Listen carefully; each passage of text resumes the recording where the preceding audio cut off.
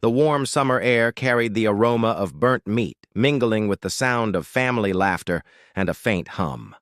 I stood behind the grill, tongs in my hand, palms sweating. Music played softly from a Bluetooth speaker mounted on the patio rail.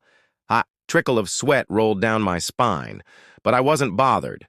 This was the kind of day I looked forward to every year. Heartbeats, old stories, cheap beer, and familiar faces at a family barbecue. A moment I had practiced for. The plan was simple. Wait until the sun dipped low, until everyone was full and glowing with satisfaction. Then take Jolene aside and give her the gift.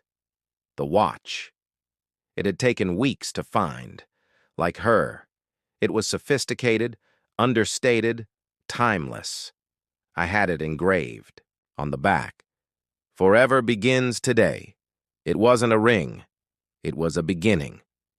She liked subtlety, so I kept it low-key. Not a promise yet, but a step. All afternoon, I kept the box in my pocket, touching it now and then like a secret handshake. Jolene was somewhere behind me, probably teasing my cousin Darnell between Destiny and my mom. I hadn't seen her since the jokes started flying about vegan meals my mother would never try. That's when it happened. The peace was shattered by a shriek of laughter that cut, like a fork scraping a plate. Phones lit up, heads turned, and then my cousin Taylor leaned down to show his screen. "Yo, Micah, you see this?" he asked, half whistling. He flipped the phone toward me. I didn't need to read the whole thing. The bright, bold post on Jolene's Facebook page read, "BBQ Life, beginner cooking burgers while my practice hubby sweats over the coals." Below it, a landslide of comments. "He's just the test run. Hope she upgrades soon. Bet he smells like regret and charcoal." It hit me in the gut, like the ground dropped out beneath me. The grill faded into the background. The music vanished. All I could hear was the dull roar of blood in my ears. I didn't flinch, didn't speak, didn't ask her why. I just turned off the grill, put the tongs down carefully, and took the warm velvet box from my pocket. I placed it next to the ketchup and mustard, right there on the side table. People kept laughing, kept eating, pretending they didn't notice. My mother caught my eye, but I looked away. I didn't want comfort. Didn't want a scene. Didn't want anyone to ask if I was okay, because I wasn't. I walked out of the backyard like a ghost. Nobody stopped me. Maybe they hadn't noticed yet. Maybe they thought it was a joke between Jolene and me. But I knew. And that was enough when I got to the car. The engine roared to life. And for some reason, I felt calm. I didn't have a plan. Just memories. The playlist we made. How she'd fall asleep on the couch, her hand in mine. How she once said I was the safest place she'd ever known, and now I was the joke of the day. I drove, aimlessly, until I found a gas station at the edge of nowhere, parked out back, sat there. My phone buzzed and buzzed, but I didn't check. Eventually, I booked a cheap motel under a fake name, Ben Holloway, a name from a childhood book I used to love. Room 217. It smelled like bleach and old carpet. The AC rattled like it was fighting for its last breath. This wasn't a misunderstanding. Not the post, not the laughter, not the comments. The worst part? I wasn't her forever. I was just a stand-in. I shut the curtains, laid down fully dressed. The ceiling blurred above me. My body felt bruised in places no one could see. I didn't cry. Not sure if I had run out of tears, or if they just hadn't caught up yet. The cold from the sheets reminded me that even heat fades. In my mind, I could still hear our road trip playlist. Her bare foot dancing in the kitchen, laughing in the rain. Then the post came back. Practice husband.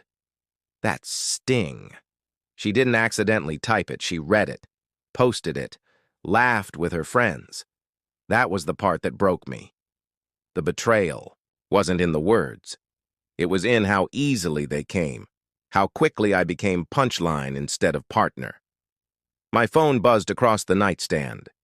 22 missed calls. Her, Lacey, my mom, even my brother. Texts piled in like a flood. Where are you? Please talk to her. She's crying. She didn't mean it, but I didn't respond. When the morning light leaked through, the curtains, I still hadn't moved. 39 messages, 12 more calls. I turned off the phone, stuffed it in my duffel, and walked out. I didn't recognize the man in the mirror, not because he looked different, but because he was hollow. I hadn't spoken since I left. Silence had become my shield. Jolene used to say I was her safe place, but no one makes memes out of sanctuary.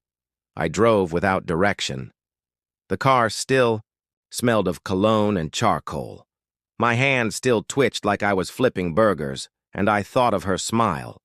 Right before my name turned to ash on the internet, I was the man who planned surprise gifts under the stars, and now I was driving toward something I hadn't yet named.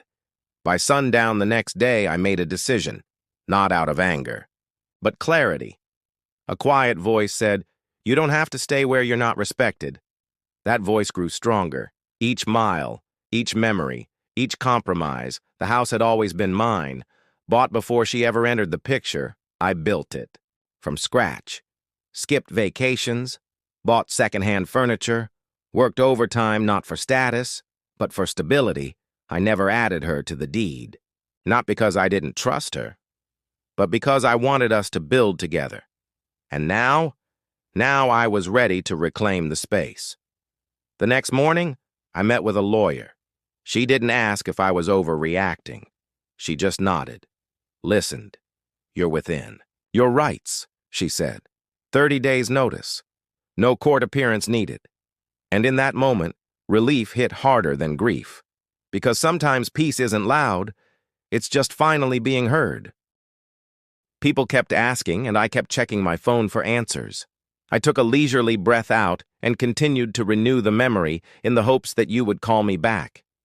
Imagine what it was like to have the woman I was going to pop the question to laugh at me. Her face crumpled. It wasn't genuine. I stated in a stern voice that it wasn't how I felt about you, but rather what you wanted everyone else to believe. You picked the crowd over the man who loved you. And I was a joke. You were. Too good for me. She took a step to move on with trembling hands. "Please don't do this. Don't let one mistake ruin everything we have." I said that post meant everything, yet it didn't mean anything. We laughed and grew together. We were silent for a while, and I just caught a glimpse of her desperate attempt to win me over, back in with soothing words, tears, and apologies. But something had changed. I was aware that the balance of power had shifted, and the man who had previously leaned in to maintain harmony